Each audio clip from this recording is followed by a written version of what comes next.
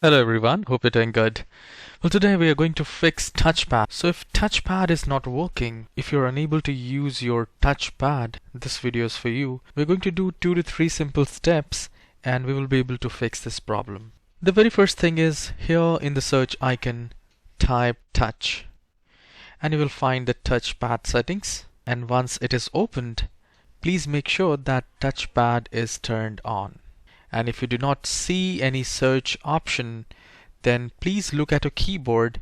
There must be a key to turn on the touchpad, because in my laptop as well there is a key on F8 to turn on the touchpad and turn it off. It can be different in your laptop. If still you face the problem, then what you can do is we need to open the device manager and I'll tell you where you can find the touchpad driver. So we need to press Window and R, or you can simply do a right click in the start icon and you will find the run window. Now once you have find it, here you need to type dev mgmt.msc. Now once you have typed it, hit OK. So once you have opened the device manager, here you will find human interface devices. So once I'll click on this to expand, here you will find the HID compliant touchpad. Now you just need to do a right click, click on update driver, search automatically for drivers. And if it says the best driver is already installed, then do a right click again and click on update driver and select browse my computer for drivers, and then select let me pick from a list of available drivers on my computer.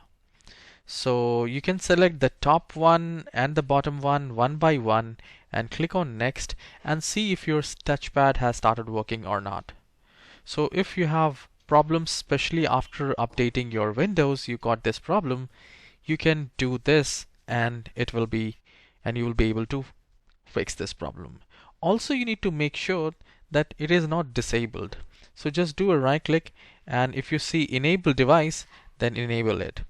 Currently it's showing me disable device, so that means it is active.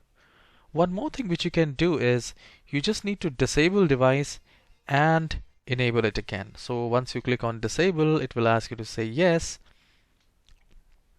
and then enable it again and just restart the computer and see if your touchpad is working or not.